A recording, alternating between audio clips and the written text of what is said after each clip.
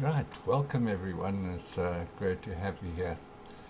And I'm really telling my story of my awakening um, and my journeys into other space-time continuum um, and what appear as planets and stars are not really planets or stars. They're just time-space continuum where reality fields exist. But it'll become a bit more clearer, hopefully, as we continue this journey. I told you about some of my earlier journeys that I undertook, and I took you through the one journey that I took through what are called the Cave of Healing Waters, which is an exercise I did several times because there were a lot of miasms or distortions in my soul body that and memories, because memory is stored in the soul. It's not stored in the human brain. That's a lie that's been told here. In fact, I told you about the the Nobel winning prize, the prize winner, Dr. Eric Kandel, who wrote the book In Search of Memory. And he, after 30 years of searching for memory in the brain, he found that the brain does not store memory. And he was surprised at that, and he didn't know where memory was stored. But,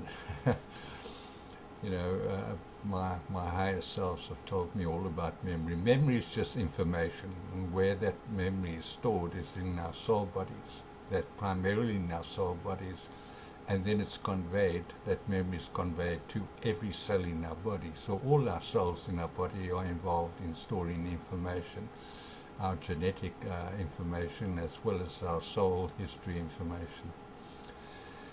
But I told you in the last session we did in my second journey to, my first journey to Sirius B, and what I experienced there, the fauna, the flora, the people, the beings there, a little bit about the systems that they have by which they live, and and the kind of lifestyle they lead, and what they look like physically.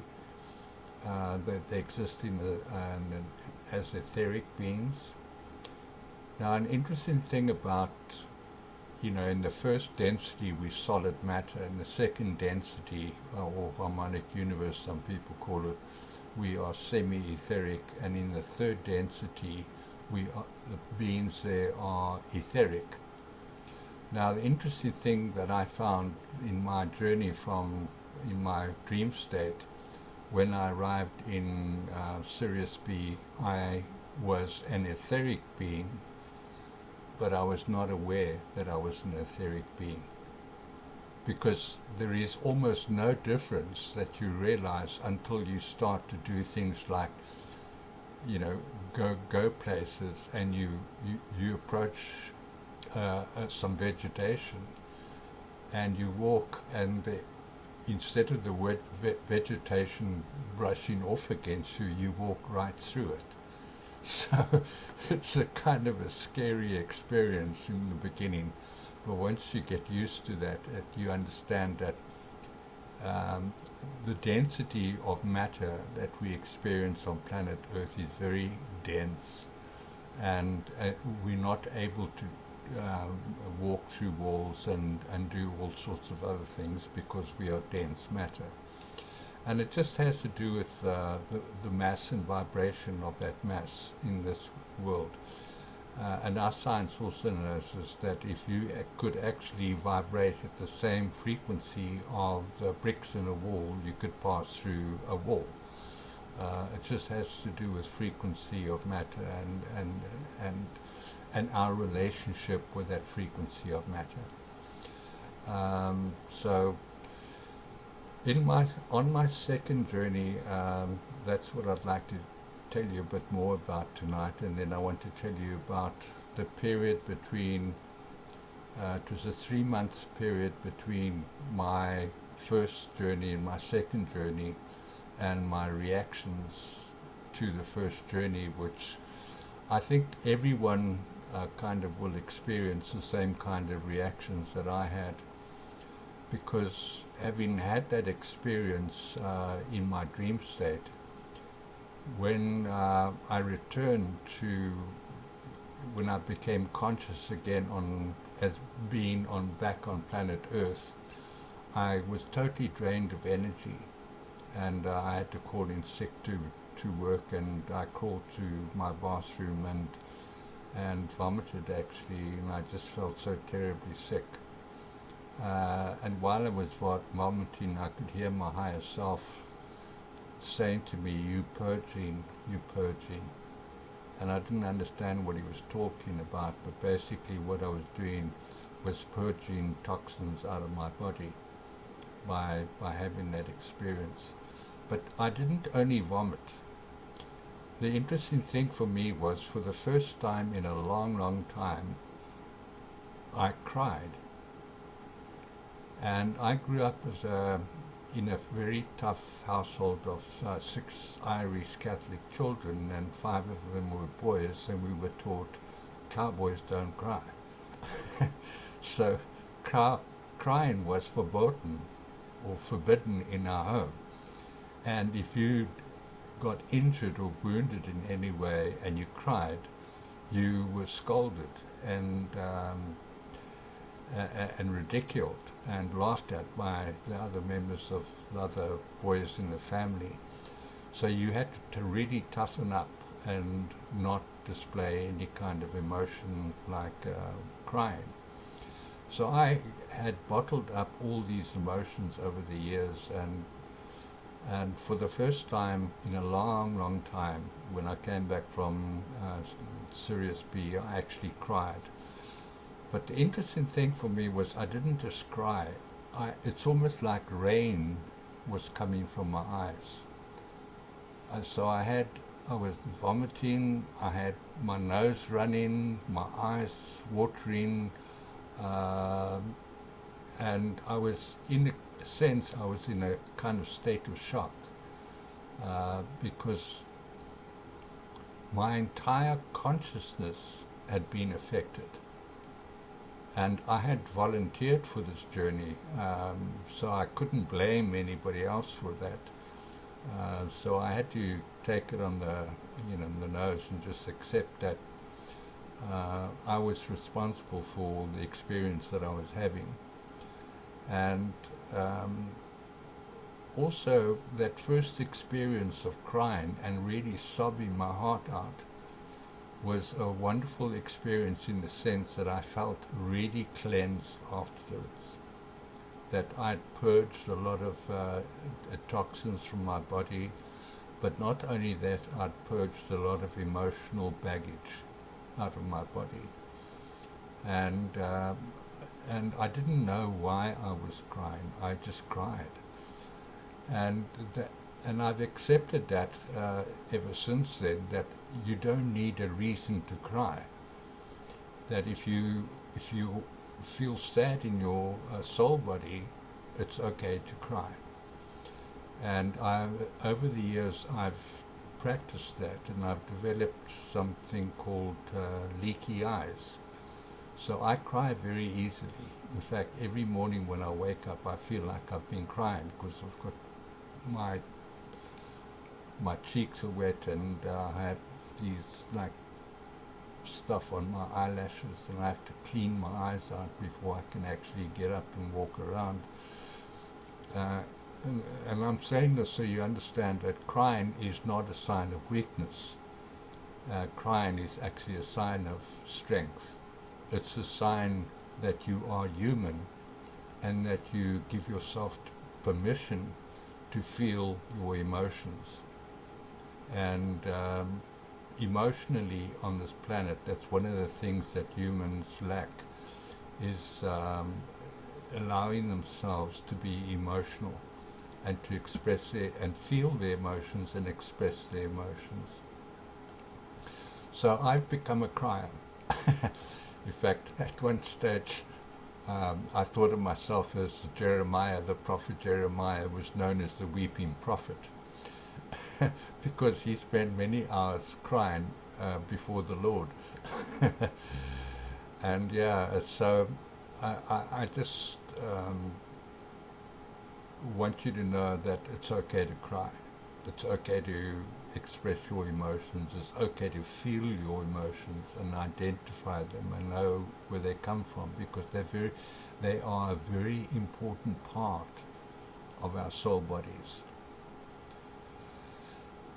And then, once I'd recovered from that session of crying and sobbing and purging, I spent a day in quiet contemplation, and I realized that something had changed within me, radically changed within me, and I didn't know how to deal with it.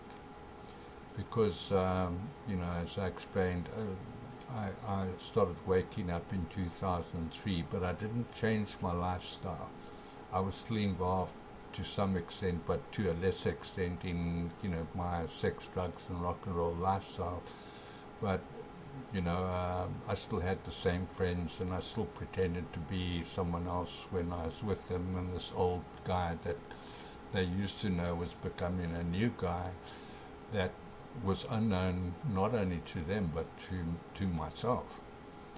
And I was beginning to discover who I really am, and to meet my higher self on another dimensional plane, and for him to tell me that he was me before I incarnated here, made me realize that perhaps many of us actually come from somewhere else, from other dimensions and other planetary systems. And we have come here to assist the Earth to ascend, and to help other people to rise above the lies that we are told here, and about the false the reality that we are given. So I've been on this mission for a long time, but that first journey into Sirius B made me come smack face to face with the reality that I had to make a choice. I could either just carry on pretending to be someone that I was not, or I had to face who I really am. And not that I felt like I was any better than anybody else or more superior to anybody else, but I had to face the fact that I had come from a different space-time continuum, and that many of the things that I held to be true and many of the beliefs that I held were completely false. And it was a very difficult period. So I went through a period that I called the dark night of the soul. And during that period, I almost literally lost my mind. There were dark periods where I thought, I don't want to live here anymore. I want to go back to Sirius B. So let me end my life and be done with this earth. And but then that whole thing, that whole challenge for me was to realize that that would be like an easy escape, and that I would be letting myself down by doing that, because it would show a kind of a lack of courage, a lack of perseverance, a lack of discipline, and a lack of and so I had to face all these thoughts that were going through my mind at the time, and it was a very, very difficult period. But having said that, during that period, I had regular contact with my higher self, who always answered all my questions, and not always directly, but usually through some other incident, or through some other person, or through some other book that I read, or through some other experience I had.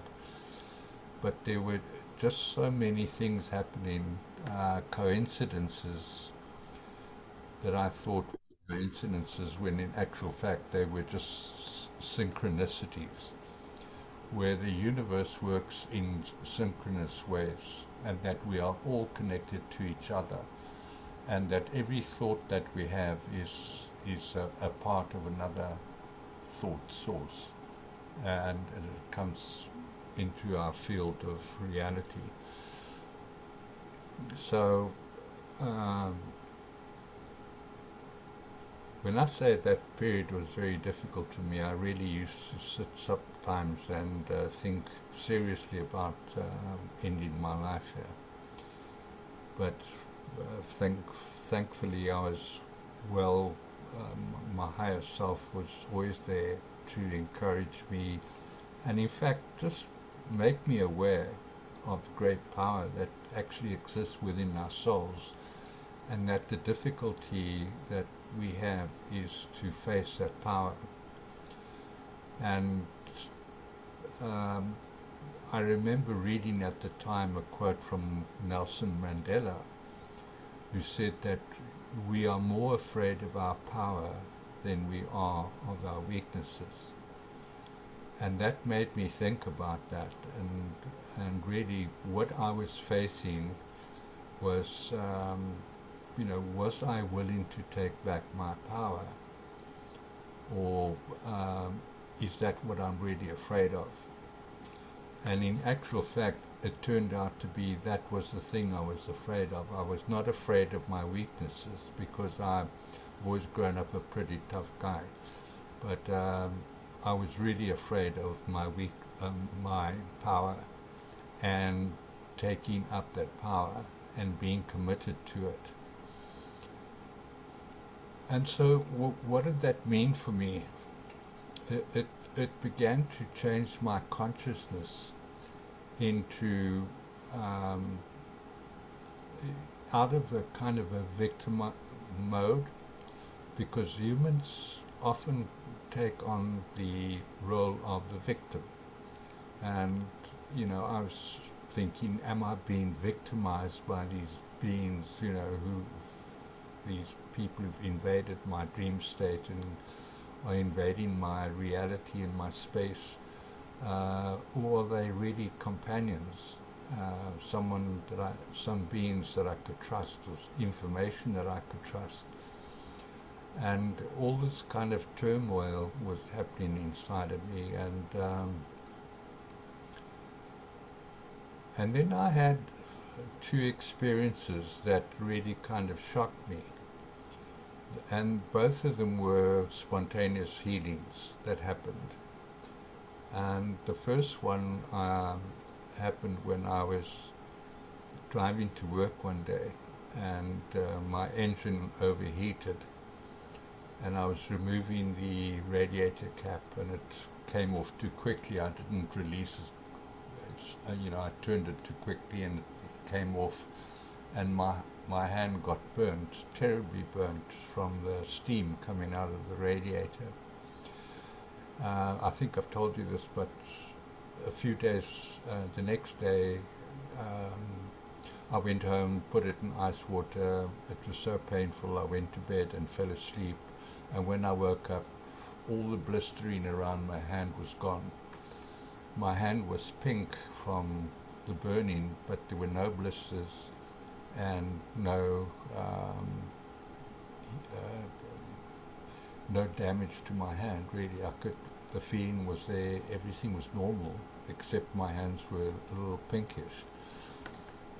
And then a little while later, I had another spontaneous healing. I was in my storage room, and I was looking for something, and I hadn't switched on the lights because I felt sure that I could find it in the dark. And as I bent down to find this object I was looking for in my cupboard, something fell off the top of the cupboard, because I obviously couldn't see what I was doing, so I was trying to open the door of the cupboard, and something fell on my head and knocked me out completely. And I woke up a little while later. I regained my consciousness, and I could just felt my head was bleeding. So I put my hand on my head and made my way to my bed, and just literally passed out on my bed. And the next morning, when I woke up, in fact, my girlfriend came to visit me, and she woke me up, and she asked me what had happened to me because she could see the blood on the pillow. And I told her, and I said, well, my head's been injured and it's been bleeding. And she had a look at my head and she said, but there's nothing there. Your head's fine. And I said, yeah, but look at the blood on the pillow. I've been bleeding. Can you see the scar? Is there a wound there? Open wound. She said, no, there's nothing there. It's completely healed. And so I began to realize that I was not messing around with something that is just uh, weak, something that was not real, but I was experiencing something that was really, really powerful. And so I started doing some, because I'd learned some exercises and techniques that they gave me in order to raise my frequency, which I had done, but I didn't really know what I was doing. But now I really did it purposefully. And I started doing these techniques and exercises of awakening the pineal gland, opening up the chakras, activating the chakra system, realigning my Merkaba fields, and doing the breathing and toning of the different tones that I'd learned, and started doing that. And I felt very energized. I had so much energy that I could go through the day without eating. I could go through the day without sleeping. But as I did this one day, I came home from work, and it was wasn't that late, but in Cape Town in winter, the sun goes down quite early, so by 6 o'clock it's almost dark. So I got home, switched on the lights, and the first light blew, the entrance light, and then I went to the next light and switched it on, and that light blew. And I went to my bedroom, switched on the light, and that light blew. And I thought to myself, what the fucking hell is going on here? Why is this happening? And so I went out into the garden. I still had my suit on, and I remember sitting down and thinking, no, this shouldn't be happening to me. It's too unreal. And then I spoke with my higher self, and I said, please explain to me what's going on. And he kind of waited a little while, and then he said, what you're experiencing is the power of your soul, the electromagnetic. You are a field of electromagnetic energy, and you've been raising your frequencies, and they've raised to such an extent that you are now interfering with the electromagnetic fields around you, and you're interacting with them. And so I was blowing light bulbs. And then the next day I went to work, tried to start my motor, engine wouldn't start, got out, called the mechanic, came over, turned the key, and the engine started. And I said, how did you do that? And he said, well, I just turned the key and the engine started. And I thought, okay, let me try. And I got into the car, because he'd switched off the engine, tried to start it, wouldn't start. And then I say, see, it won't start. And he said, well, let me try. He got into the vehicle and turned the key, and the engine started. And I thought, no, this is crazy. I interfered with my light bulbs. Now I'm interfering with my engine, the starter engine. And then I went to my backyard and sat in my garden and said to myself, so how do I stop this? What do I do? And he said, well, you haven't you have to learn to balance your energy. Okay, and he said, you have to ground your energy. So I said, what is grounding my energy? He said, well, what I advise you to do is take your shoes and socks off and bury your feet in the soil. And I thought, well, how's that going to help, you know? But anyway, I did that, buried my feet in the soil. But I later learned that what you do, the earth, when your soul bodies are filled with energy, it's like any appliance. If you ground an appliance, the energy goes into the earth. The earth, that's why we have earth in our electrical systems, because it goes down to earth and it's able to dissipate into the earth's ground. So I did that and went out and started my car, and my engine started.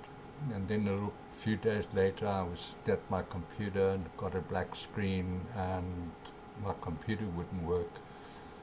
And then when I took my computer into a technician, he said, well, you've blown your hard drive.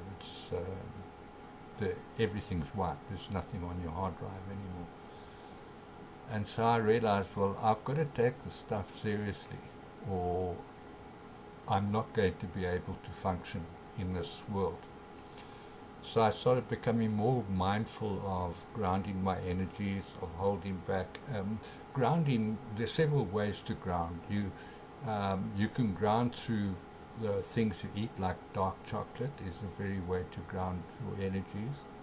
Coffee is a very good way to ground your energies. Believe it or not, smoking is a very good way to ground your energies. Sex is a good way to ground your energy, because you're releasing all that energy into your partner. And so there are many ways, but the quickest and easiest way is just to go walk barefoot on the soil. And that way the energy is able to flow through your body. But sometimes when I was at work and with other people who had shoes and socks, and they would think I'm crazy if I took my shoes and socks off and started walking barefoot on the ground. So I would order coffee to drink, or I'd go buy some dark chocolate and eat the dark chocolate. And that did help to ground energies, because they prevent energy transference into of your energy fields. They block energy transference. So the reverse is also true. If you're trying to get your frequencies higher, don't eat chocolate, don't eat dark chocolate, and don't drink coffee, because that will lower your frequencies in your soul body. So I started having all these experiences, and that they were pretty weird, but I was, in a sense, I was loving it, because now I was dealing with something that was very tangible in my 3D experience, that I felt that what I had been taught was very real, because what I'd been taught was about energy, that we are energy beings, and we have to learn how to use the energy in our soul bodies in order to change our reality. Now, on this planet, on my first journey into Sirius B, they had told me, because I'd asked the question, why are humans unable to use their soul energy? And they gave me a lot of the history of the planet Earth. They told me about the fallen angels who'd come here, and they told me about the blank slate technology systems and technologies and how they worked, and how humans had been thoroughly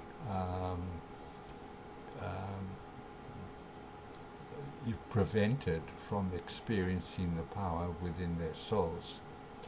And there's a whole lot of things that I will perhaps speak about I will speak about in future meetings. I've just said that, so yeah, I was just going to do 5 meetings and that was it. But I think next month we'll continue these meetings, but I'll do it on Sundays rather, because it's much more convenient for people. on Sundays to do it, and we'll do it a little earlier on Sundays. But yeah, I'll tell you about some of the history of the planet and how the fallen angelics were able to create a frequency fence around our planet so that we were not able to communicate through the normal and natural and organic universal creation and design template system of communication. So we've really been cut off from universal energies. And they had told me that they were here because they understand that humans, prior to the fallen angelics coming here, were very advanced beings. They were very advanced spiritual beings, and they were part of the third seeding on this planet, where they had seeded and they wanted to create, it was an experiment really, to create the jewel of the universe. That's what they called the Earth, because the Earth is the most diverse planet in the universe, in that the energy within held within Earth's soul body is more advanced than anywhere else in the world. So it became very desirable real estate for other beings. And that's why the fallen angelics had come here, because we have such rich minerals and so on. We, like no other planet in the universe. So, they told me about the history of the planet, and they told me about the power that humans have in their soul bodies. And they encouraged me to exercise that power. And so that's what I did for some time. And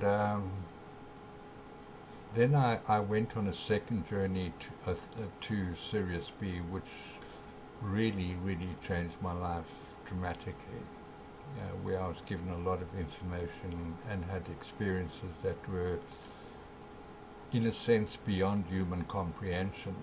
And it's not that we are not smart enough to understand that. It's just that our minds are so dissociated because of the lies we've been told here. Everything that we get told from the day we're born, we entered into a system, and the system is so dark and evil that it's designed to keep us stupefied and keep knowledge, this kind of knowledge, away from us. And we suffer from something called cognitive dissonance. And cognitive dissonance is the inability to actually observe what is. So we can't see that nature around us works on a very different level from humans. That nature doesn't, beings in nature, soul beings in nature, don't have to earn a living. They don't have to get permission to do what they do. They don't need licenses and fees. They don't pay taxes.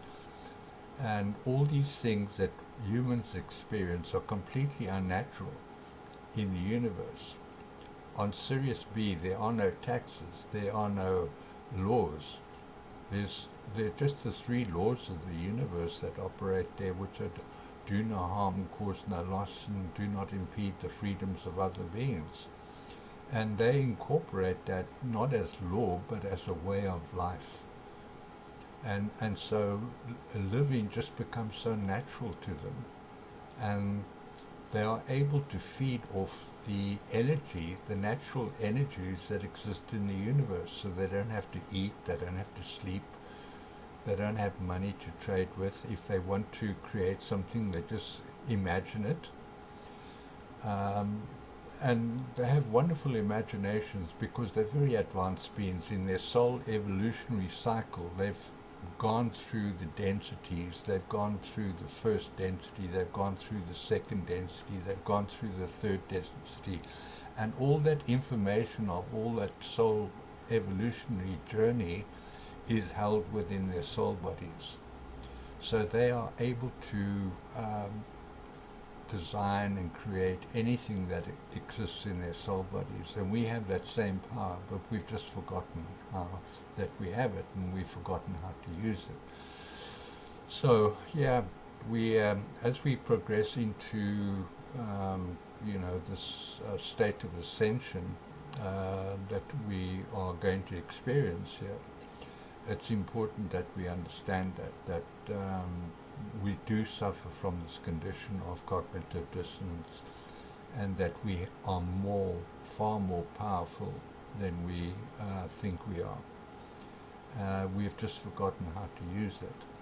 But having said that, I've experienced that power in the soul body as a grid work. I did grid work from 2006 to 2014, and perhaps I can tell you, I will tell you about that in future videos.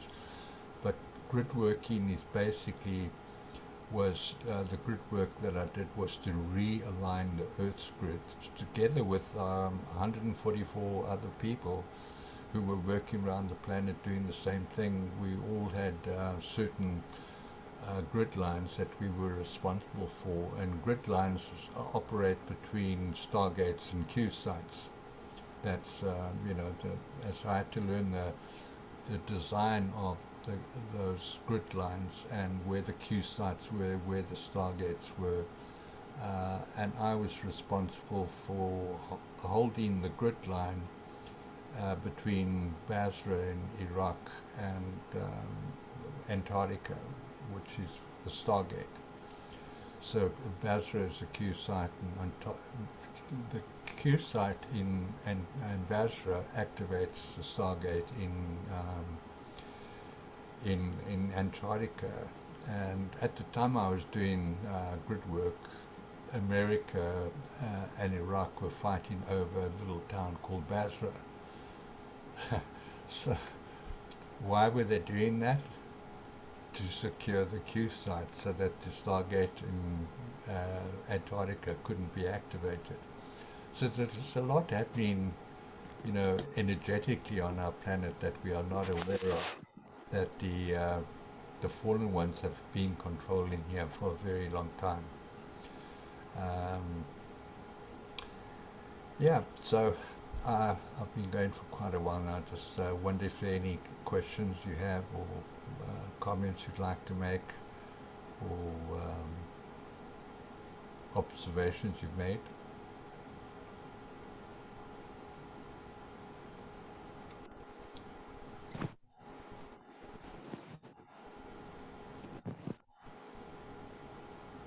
Oh, don't be shy. Ask away. I don't mind.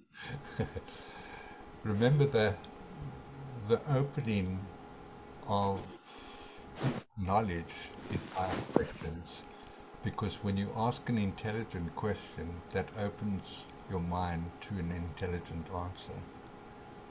Okay, and what's an intelligent question? Who am I? What am I? What am I doing here? How do I do this? How do I do that? How do I tie my shoelaces? That's an intelligent question. So all questions are welcome. There's no question that I consider to be not worth it. Irene, you got a question? Yes, I remember in the second episode of this series, you told us that when you're on your first or second visit, your guide was telling you that you must hold the emotion of neutrality, and that if you'd have other emotions, the whole experience would break down for you. But my question is, what if you experience like emotions like joy or being in awe, would that have destroyed the experience or not? Yeah. What I soon realized was that I had been brought up not to feel my emotions. My emotions that I thought were emotions were just conditional responses. So I drew up a list of emotions, which I've got on my website. You can go and find it. It's a PDF, it's an Excel spreadsheet. And I found that there were some 110 odd emotions. So I spent some time with each of those emotions and saying, how does it feel to feel that feeling? What is it? And I did that so that I would be able to identify the emotions that I was feeling. Because people, one of the problems with emotions, people don't identify the emotion they're feeling. They have these conditioned responses to situations and they think those are their feelings. They're not. They are just a logical response, a logical conditioned response to a situation. So people don't understand that when they're having that logical response, that they're actually feeling something. So I wanted to know what my feelings were. So I worked hard on that list, and I sorted that list in, and I've got it on these Excel spreadsheets, and I said which emotions do I most commonly feel, and I ranked them from 1 to 10, and which emotions have I not felt at all, or I don't recognize those emotions, and then I gave them a score of 0. And when I sorted that out into the emotions that I most regularly feel to the emotions that I'm not feeling or I'm not familiar with, about uh, 30% of the emotions there I was feeling, but most of them were negative emotions: anxiety, fear, worry, and there were so many other emotions that I'd never really experienced or felt, like joy. What does joy feel like? And joy is just letting go and allowing yourself to experience being one with everything. And, it's not a logical thing.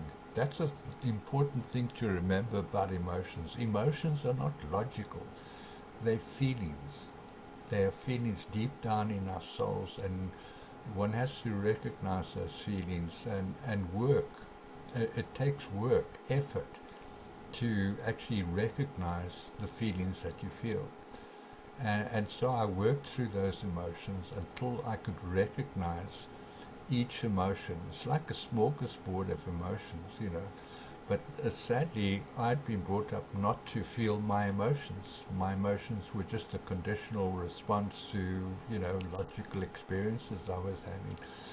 So it was wonderful for me, and a very freeing experience to be able to feel compassion for somebody and not just to logically think I should be compassionate for this experience because that's what I've been taught, but to actually feel the compassion in my soul body and realize the power of authentic feelings. And unfortunately, humans haven't really got in touch with their authenticity and having authentic feelings. And so they live lives of inauthenticity because they're not in touch with who they really are. And who they are is part of who they are is what they really are feeling inside their soul bodies. And so one can never know oneself until you know your feelings. And once you know your feelings, you get to understand who you are a lot better, if that makes any sense to you. Does that answer your question? Um, Hi, Colin. Yes, I unmuted myself while you were talking, but um, not so much. My question was more along like when you were in this experience, in this journey to Sirius B, you Yeah. had to be neutral rather than excited and joyful. And my question is if it would have made a difference if you felt joyful and excited versus neutral, because it sounded that your guides asked you to be neutral. It's just a little like this dog when he senses that we are going for a walk. He gets excited, but I would prefer him to be more neutral. Yeah, well, the point that I was making is I didn't know how to feel joy or excitement. Oh, okay, okay. So this was happening, and it was very exciting, and it was very eye-opening, and I should have been blissful, and I should have been, but I had never experienced those emotions.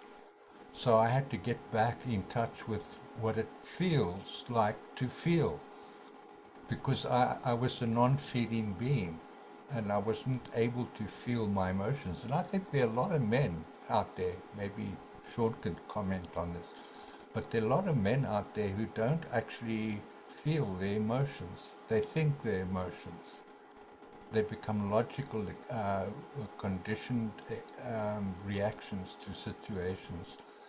And so they don't feel their feelings, they don't feel the power of those feelings, and they don't realize, and women don't realize the importance to control that, and how one doesn't have to allow your emotions to overcome your logic.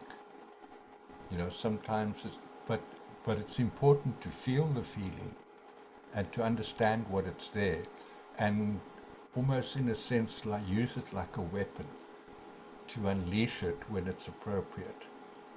You know, it's an energy. People should understand it. Emotions are energy, and thoughts are energy. And when they're released on the same coherent wave, they become very powerful.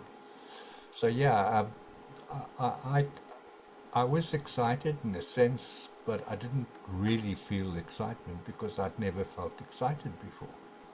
You know, even at Christmas time when I was going to get a present from Santa Claus, I went and got my present, and went back to my parents and opened the present and looked what was there, and that was it.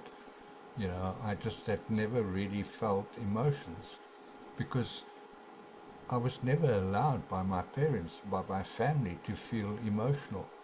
You know, it was just not allowed. So I'd grown up with that, and even the experience of the emotion of love, I didn't really know. I'd told people, women, that I felt love for them, but I didn't understand that what I was feeling was lust for them rather than loving them. And because I didn't really understand what love was and what that feeling of loving something and someone and everyone was, that I was, you know, I was like an emotional cripple, really. And to overcome that that lack of emotional response or reaction was very very debilitating, and it held me back a lot in my energy work in the beginning. That's why I had to go and do that exercise of drawing up the list of emotions, going through them and saying, how does it feel to feel like that? What is empathy?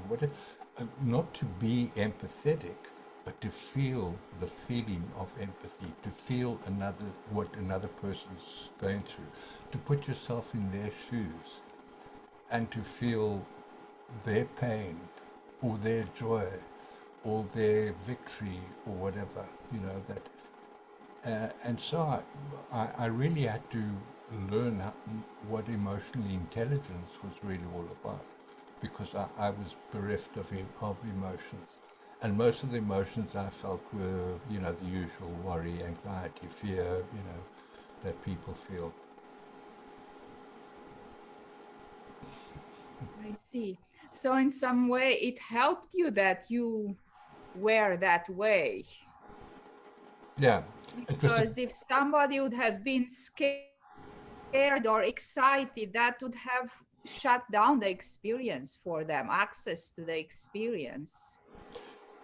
Yeah, you know, I was very intellectually inclined when I was younger. I was very good at mathematics, and in my business, I was used mainly as a problem solver because I had this gift to be able to hold a lot of information and come up with elegant solutions, holding a lot of information. So I was very mind oriented, as a young person.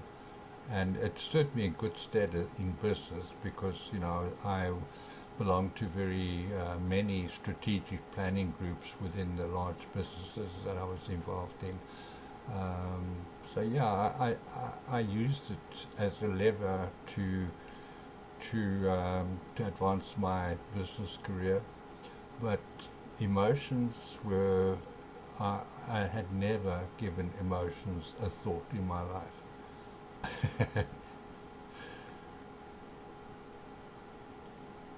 So I've become more emotionally intelligent than I was.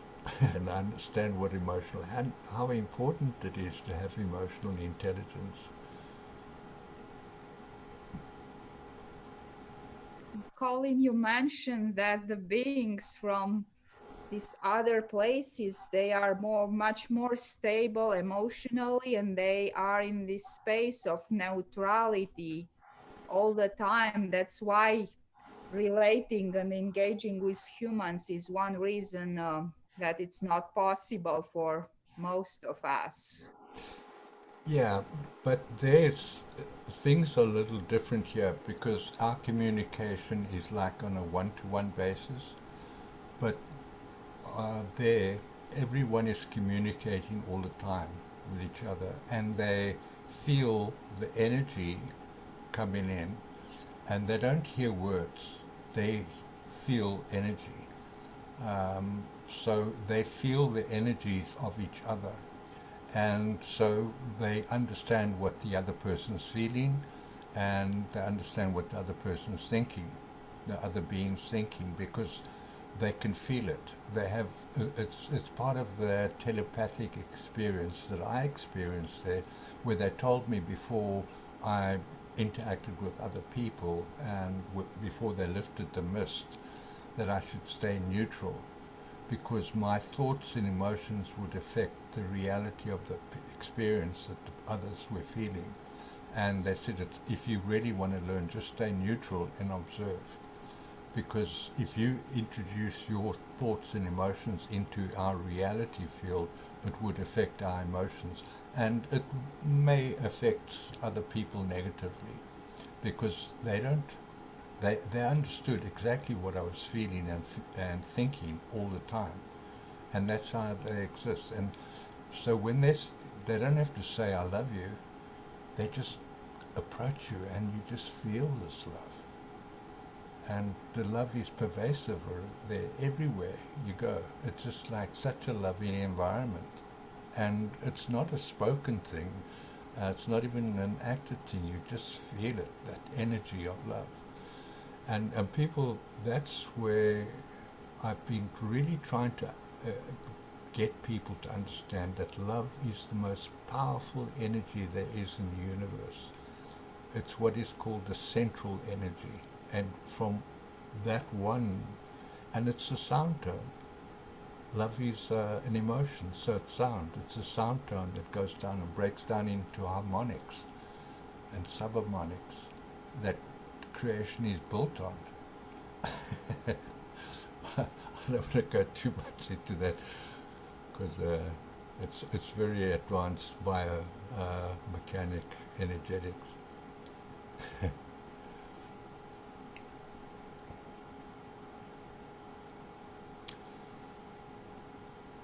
Okay, folks, I look forward to Thank you for these explanations. They really help clarify my my curiosity about this thing from lesson 2. Yeah, I'm trying to get folks, you folks and other folks aware that the universe is a very big place and the earth is a very small spot in the fabric of the universe and that we have been cut off from the rest of the universe. And so I'm trying to give people an understanding of how the rest of the universe works. how energy works in the universe, and it works the same everywhere. It's just that we haven't experienced it here because we have an unnatural, inorganic system that we experience as we live. So yeah, lots to learn. But I hope this has been of benefit to you, and that you're beginning to see with your eyes. And next week, I look forward to doing the pineal gland activation, and it's also awakening what is called the mentor. That's awakening your higher self within you, so that you are able more easily to connect to your higher selves, if you really want to. May I ask a I can, question? I can see Linda's really happy. Yeah. Yeah, well, it's great. It's been good to be with you, and much love and respect to all of you. And I really, you know, what I'm, the information I'm bringing is groundbreaking. You're not going to hear this from anybody else.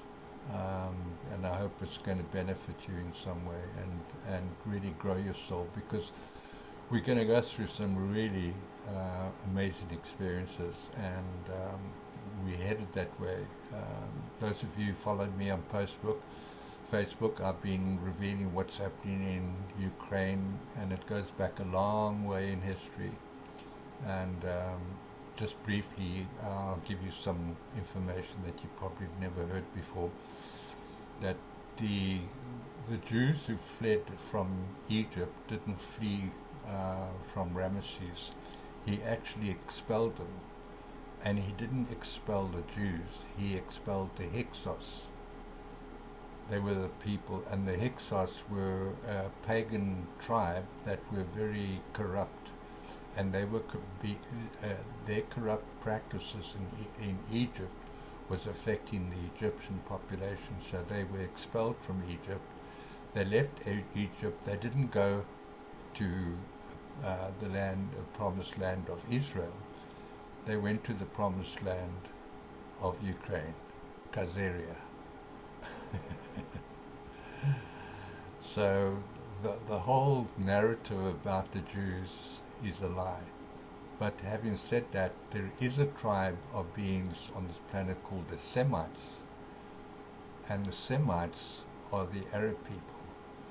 So in a twist of irony, the Jews are punishing the Semites, the Jews. So it's really a fight against the European Jews versus the Semitic Jews. And it's crazy.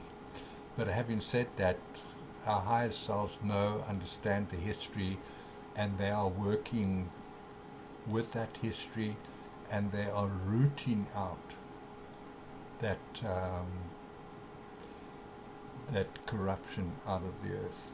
They are taking it from its roots, and they're working with something called the Earth Alliance, of which Trump, Putin, Xi, Modi are all the way part of that.